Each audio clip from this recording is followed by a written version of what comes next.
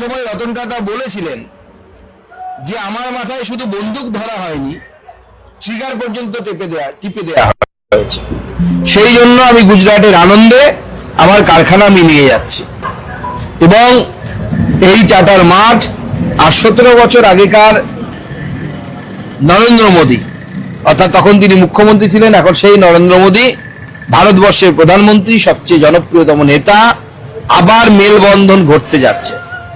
তখন যে মেলবন্ধন ছিল সেটা ভার্চুয়াল মোডে বলতে পারি আমরা এখনকার দিনে, কারণ মোদিজি এখানে ছিলেন না, মোদিজি রিসিভিং এন্ডে ছিলেন, অর্থাৎ টাটা চলে গেল, ন্যানো কারখানা চলে গেল, তাকে গ্রহণ করার জন্য মোদিজি দু হাত ভরে তাকে গ্রহণ করে আনন্দের সেই এলাকায় এখন বর্তমানে আপনারা যদি গিয়ে থাকেন বা আপনাদের প্রতিনিধিদের যদি ভিডিও আনতে পারেন, দেখবেন সেখানে অটোমোবাইল হাবে পরিণত হয়েছে।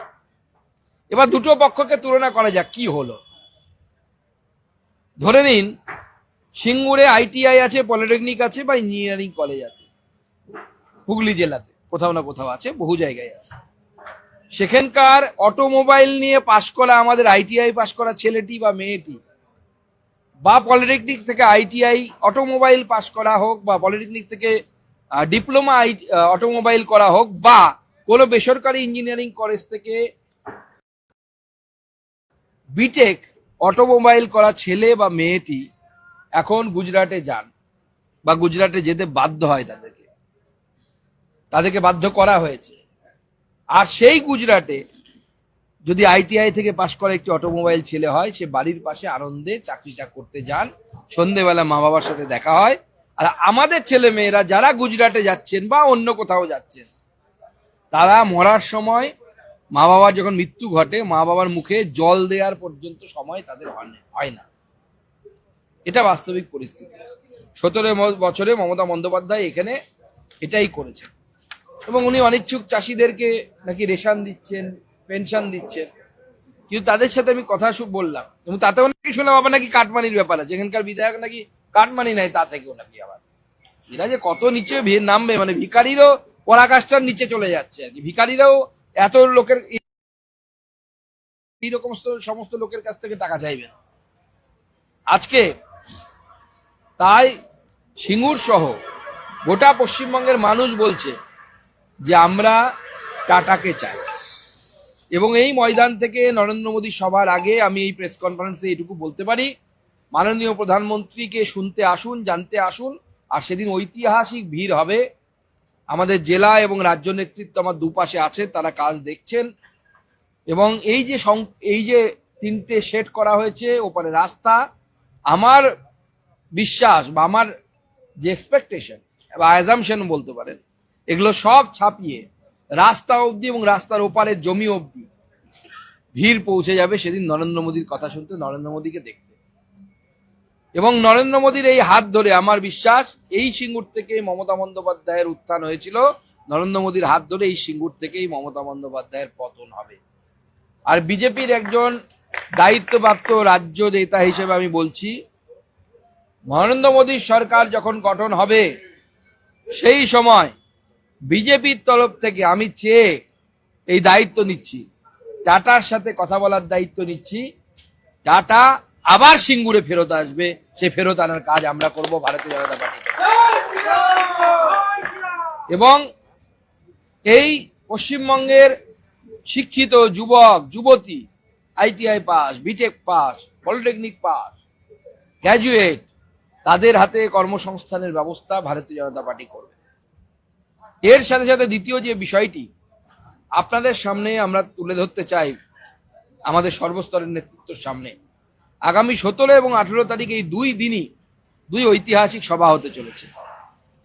17 তারিখ মালদাতে, আপনারা জানেন শাহাপুরের কাছে একটি মাঠে, এবং 18 তারিখ এই সিঙ্গুরের মাঠে। এই দুদিনই মাননীয় প্রধানমন্ত্রী নরেন্দ্র মোদীর নেতৃত্বে বাংলার রেল যোগাযোগ ব্যবস্থায় যুগান্তকারী পরিবর্তন হতে চলেছে। এবং এই যুগান্তকারী পরিবর্তনের মধ্যে আপনারা জানেন যে বাধা হয়ে দাঁড়ায় হচ্ছে তৃণমূল কংগ্রেস। উদাহরণস্বরূপ আপনারা ইস্ট ওয়েস্ট মেট্রোর ক্ষেত্রে দেখেছেন, বাধার পর বাধা, এখনো পর্যন্ত চিংড়ি ঘাটার বাধাটা এখনো মেটেনি। তার ফলে দক্ষিণ কলকাতার মানুষ আসতে পারছেন না। গত কয়েক মাস আগে মাননীয় প্রধানমন্ত্রী এসে উনি উদ্বোধন করেছিলেন মেট্রো। সেই মেট্রো আমাদের লাইফ লাইন, সেই মেট্রোতে আরো অনেক মানুষ সুবিধে পেতে পারতো, কিন্তু তৃণমূল কংগ্রেসের জন্য যাচ্ছে না, পাচ্ছে না। পশ্চিমবঙ্গের প্রায় 60-61 খানা প্রজেক্ট শুধুমাত্র জমি না দেওয়ার জন্য পশ্চিমবঙ্গে রেলের প্রজেক্ট আটকে আছে। আর তার মধ্যে এই যে এত বাধা, এত বিপত্তি, এত স্পিড ব্রেকার সরকার, তার মধ্যে মাননীয় প্রধানমন্ত্রী আগামী 17 জানুয়ারি মালদার পুণ্যভূমিতে পা রাখবেন এবং সেই দিন এর আগে যেটা কেউ করেনি, উত্তরবঙ্গের মানুষকে কেউ সেইভাবে রেল যোগাযোগ ব্যবস্থার কথা ভাবেনি, ভোট ব্যাংক হিসেবে ভেবেছে। সেখান থেকে 2টি বন্দে ভারত স্লিপার ট্রেন আর তার সাথে 6টি অমৃত ভারত এক্সপ্রেসের উদ্বোধন মাননীয় প্রধানমন্ত্রীর করকমল দ্বারা হবে। একসাথে ভাবতে পারেন, 2টি বন্দে ভারত স্লিপার। এই বন্দে ভারত নিয়ে আমাদেরকে অনেক কথা শুনতে হয়েছে। আমাদের বিরোধীরা বলতেন বন্দে ভারত বড় লোকদের train, AC train. Vande Bharat sleeper মানে সেখানে গরিব মানুষ, পরিযায়ী শ্রমিক থেকে শুরু করে যারা চিকিৎসার জন্য বিভিন্ন জায়গায় যাচ্ছেন, তারা সেই সুবিধে অ্যাভেল করতে পারবেন। তার সাথে সাথে 6টি অমৃত ভারত এক্সপ্রেস এবং অন্যান্য ট্রেন মাননীয় প্রধানমন্ত্রী ঘোষণা করবে।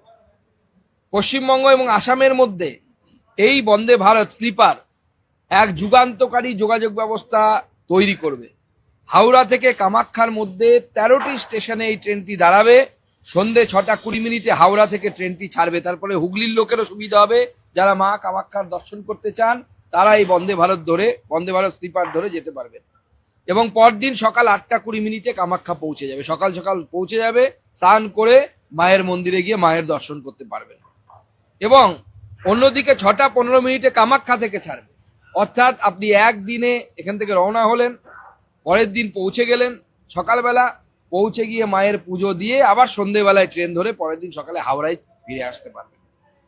বন্দে ভারত স্লিপার ছাড়া মাননীয় প্রধানমন্ত্রী মালদা থেকে উদ্বোধন করবেন New Jalpaiguri Tiruchirappalli Amrit Bharat Express, New Jalpaiguri Nagercoil Amrit Bharat Express, Alipurduar SMVT Bengaluru Express, Alipurduar Mumbai Panvel Amrit Bharat Express, Balurghat অর্থাৎ আমার কনস্টিটুয়েন্সি, সেই কনস্টিটুয়েন্সি থেকে সাপ্তাহিক বালুরঘাট এসএমভিটি বেঙ্গালুরু অমৃত ভারত এক্সপ্রেস, এবং আমার পাশে যে রায়গঞ্জ কনস্টিটুয়েন্সি আছে রাধিকাপুর, যেখান থেকে একসময় স্বর্গীয় প্রিয়রঞ্জন দাস মুন্সি ভোটে জিততেন, সেইখান থেকে রাধিকাপুর এসএমভিটি বেঙ্গালুরু অমৃত ভারত এক্সপ্রেস, এবং কোনো কোনো ক্ষেত্রে অমৃত ভারত পরিবর্তন হয়ে নর্মাল এলএইচবি ট্রেন যাবে। যতদূর আমার কাছে খবর আছে বালুরঘাট এবং রায়গঞ্জ থেকে এলএইচবি ট্রেন হবে অমৃত ভারতের জায়গায়।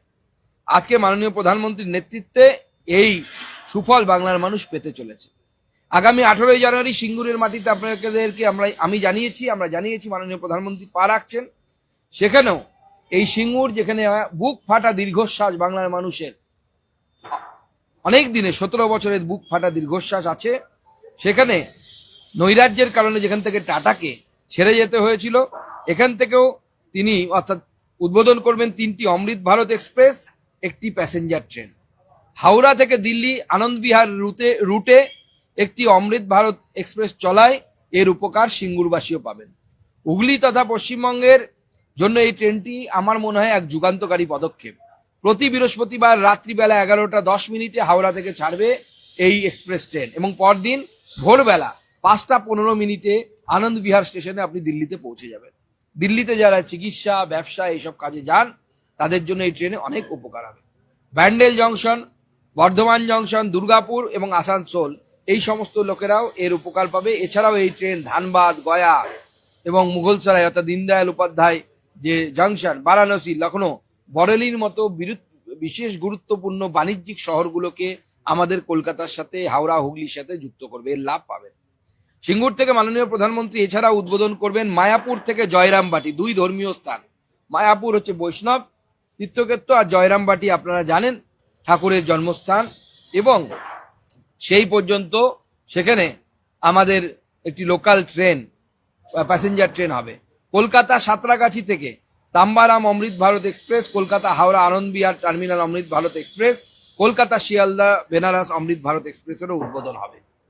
এবং মনে রাখবেন এই অমৃত ভারত ট্রেন হচ্ছে সেই ট্রেন যে ট্রেনের মধ্য দিয়ে কোভিড কালে মাননীয় প্রধানমন্ত্রী পশ্চিমবঙ্গ থেকে অন্যান্য রাজ্যে কাজ করতে যাওয়া পরিযায়ী শ্রমিকদেরকে ফেরত এনেছিলেন, গোটা ভারতবর্ষ জুড়ে করেছিলেন। তখন আমাদের বিরোধীরা, বিশেষ করে মমতা বন্দ্যোপাধ্যায়, এই ট্রেনের নাম দিয়েছিলেন করোনা এক্সপ্রেস। অর্থাৎ করোনা রুগীদেরকে, জীবাণুদেরকে মনে হয় মোদিজি নিয়ে আসছেন। এবং তখন মমতা বন্দ্যোপাধ্যায় এবং তার দলবল এমন করেছিল যেন মনে হচ্ছিল পারলে রেলের যে ট্র্যাক থাকে সেই ট্র্যাককে উপরে ফেলে দেবেন যাতে এই ট্রেনগুলো আসতে না পারে। যারা সেই ট্রেনকে করোনা এক্সপ্রেস নাম দিয়েছিল, আজকে মোদিজির ছোঁয়ায় সেই করোনা এক্সপ্রেস অমৃত ভারতে পরিণত হয়েছে, অমৃত ভারত স্লিপার। সেই কনসেপ্টটাই অমৃত ভারত স্লিপারে মাননীয় প্রধানমন্ত্রী করেছেন। অর্থাৎ করোনা থেকে অমৃত, এটা মোদির হাত দিয়ে হতে পারে। সেই নয় সিঙ্গুর, যেখানে মাননীয় মমতা বন্দ্যোপাধ্যায় এবং তৃণমূল কংগ্রেস সিঙ্গুরকে মরুভূমিতে পরিণত করেছেন, শিল্পের মরুভূমিতে পরিণত করেছেন মাননীয় প্রধানমন্ত্রী নরেন্দ্র মোদীর হাত ধরে। সেই সিঙ্গুর আগামী দিনে পশ্চিমবঙ্গের কাছে শিল্প লক্ষ্মী হবে, শিল্প লক্ষ্মী। এবং এই সিঙ্গুরকে দেখেই, সিঙ্গুরের শিল্পকে দেখেই গোটা পশ্চিমবঙ্গে ইনভেস্টমেন্ট আসবে এবং যারা ইনভেস্টার তারা আসবেন, তারা এখানে তাদের ইনভেস্টমেন্ট করবে। যিনি রিসেন্টলি ফাইল চুরি করে এনেছেন বা ডাকাতি করে এনেছেন, আপনাকে যদি কুম্ভ বানাতে হয় আসুন, আপনাদেরকে আমরা নিয়ে যাব। আপনাদের পর্যটন মন্ত্রীকে পাঠান, সুকান্ত মজুমদার নরেন্দ্র মোদীর কাছে নিয়ে যাবে, দেখি দম আছে কিনা। সেখানে গিয়ে প্রস্তাব দিন, কেন্দ্র সরকার এবং রাজ্য সরকার সংযুক্তভাবে গঙ্গাসাগর মেলা করবে, ঠিক যেভাবে কুম্ভ মেলা হয়। যে সরকারই থাকুক, কুম্ভ মেলাতে তো উত্তরপ্রদেশ সরকার এবং কেন্দ্র সরকার একসাথে করে। আমাদের বিজেপি সরকার যদি থাকে কেন্দ্রে, আর ওখানে যদি রাজ্য সরকার থাকে, সেক্ষেত্রে রাজ্য সরকার এবং কেন্দ্র সরকার একত্রে মেলা করে। জাতীয় সরকার, জাতীয় মেলা করতে গেলে জাতীয়তাবাদ বোধকে বুঝতে হবে। বাংলাদেশের মন্ত্র গাইবেন, জামাতের মন্ত্র গাইবেন, তাহলে ওরকমই হবে যেরকম হচ্ছে অব্যবস্থা, চূড়ান্ত অব্যবস্থা। পারেন না কিছু করতে যান, আবার ওখানে গায়ে মানে না আপনি মোড়ল, ওখান থেকে ড্রেজার করে বালি তুলবেন আর বিক্রি করবেন গোটা বছর। এই যদি আপনাদের মোটো হয়, চুরি করায় যদি মোটো হয়, স্লোগান দিয়েছে ক্লিন অ্যান্ড গ্রিন গঙ্গাসাগর। আমাকে সাংবাদিকরা গতকালও জিজ্ঞেস করেছিল ক্লিন অ্যান্ড গ্রিন গঙ্গাসাগর কিভাবে হবে। সিম্পল বুদ্ধি, ওই যে বালিগুলো তুলে রাখা আছে, পলিগুলো, দেখবেন মেলা শেষের পর 7 দিন পরে যাবেন সব ফাঁকা, অথচ সরকারের পকেটে 1 টাকাও ঢোকেনি। তৃণমূল নেতারা ওগুলোকে ক্লিন করে দেবে, আর ওই টাকা গ্রিন ফাইলে নিয়ে তৃণমূল নেতারা চলে যাবে দিদির কাছে, ক্লিন অ্যান্ড গ্রিন হয়ে গেল। ইলেকশন কমিশন, বিজেপি কেন, কোন রাজনৈতিক দলের কথাতেই চলবে না, সংবিধান অনুসারে চলে, পিপলস রিপ্রেজেন্টেটিভ অ্যাক্ট অনুসারে চলে। চন্দ্রিমা ম্যাডাম এটা বলেছেন কি, ওনার তো মনে হয় লয়েরও একটা ডিগ্রি আছে বলে শুনেছি, তো উনি কোর্টে যাচ্ছেন না কেন?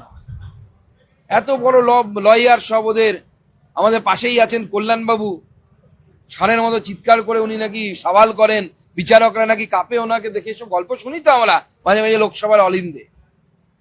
তো তাদেরকে বলুন না কোর্টে গিয়ে যুক্তি, তথ্য এবং প্রমাণ নিয়ে কোর্টের সামনে গিয়ে দাঁড়াতে। যাচ্ছেন না তো ভয়। একবার কপিল সিব্বলকে পাঠিয়েছিল, কপিল সিব্বলকে কান ধরে কোর্ট আবার বাইরে পাঠিয়ে দিয়েছে। এরপরে আরো কি হয় দেখুন, যেভাবে ইডির কাজে বাধা দিয়েছে মুখ্যমন্ত্রী, ডাকাতি করেছে, এরপরে মুখ্যমন্ত্রীর বিরুদ্ধে যদি কোর্ট একটা অ্যাডভার্স রায় দেয়, আমি তো অন্ততপক্ষে অবাক হব। তো বিজেপি পারে শিল্পায়ন করতে, আমরা বিভিন্ন রাজ্যে করে দেখিয়েছি। এই টাটা বর্তমানে শ্মশান ভূমি, মরুভূমিতে পরিণত হয়েছে। আপনি আনন্দে যান, যেখানে টাটার ফ্যাক্টরি সে সময় নরেন্দ্র মোদী নিয়ে গেছিলেন, তা বর্তমানে ন্যানো কারখানা আছে, বা বরঞ্চ ন্যানোর থেকে অন্যান্য কোম্পানিগুলোর কারখানা অনেক বড় হয়ে গেছে। সেটা বর্তমানে একটি হাবে পরিণত হয়েছে, অটোমোবাইল হাবে পরিণত হয়েছে। আমি কিছুদিন আগে ইউরোপের একটি দেশে গেছিলাম, স্লোভাকিয়াতে। সেখানে নিত্রাতে জাগুয়ার কোম্পানি আছে, ওই জাগুয়ার ডিফেন্ডার সেখানে তৈরি হয়, খুব দামি গাড়ি। তারা তাদের ভারতবর্ষের প্রথম ইউনিট তৈরি করছে। কোথায়? যেখানে বিজেপি আছে, মহারাষ্ট্রে। নিত্রাতে একটা কোম্পানি থাকবে, মানে তাদের ইউনিট থাকবে, এখানেও তারা একটা ইউনিট তৈরি করছে। পশ্চিমবঙ্গে কিন্তু আসছে না। স্যামসাং ইউনিট তৈরি করছে উত্তরপ্রদেশে। তো স্বাভাবিকভাবে বিজেপি শাসিত রাজ্যে সমস্ত শিল্পপতিরা তারা বিনিয়োগ করতে আগ্রহী, এবং এই বিনিয়োগ আমরা আনতে চাই। ভারতীয় জনতা পার্টির নীতি স্পষ্ট, আমরা মানুষকে শিল্পের প্রয়োজনীয়তা বোঝাবো, মানুষ বুঝবে আমাদের বিশ্বাস, এবং তারপরে আমরা শিল্প এখানে আনবো, শিল্পপতি এবং বিনিয়োগকারী যারা আছেন তাদের সাথে কথা বলে, তাদেরকে আবেদন করে, ল অ্যান্ড অর্ডার ঠিক করে, আর সব থেকে বড় কথা তোলাবাজি বন্ধ করে। বিজেপির কোনো নেতাও যদি শিল্প যখন তৈরি হবে সে সময় তোলাবাজি করতে চায়, আমি আজকেই গ্যারান্টি দিচ্ছি সেদিন তার ঠাঁই শ্রীঘরে অর্থাৎ জেলের ভেতরে হবে।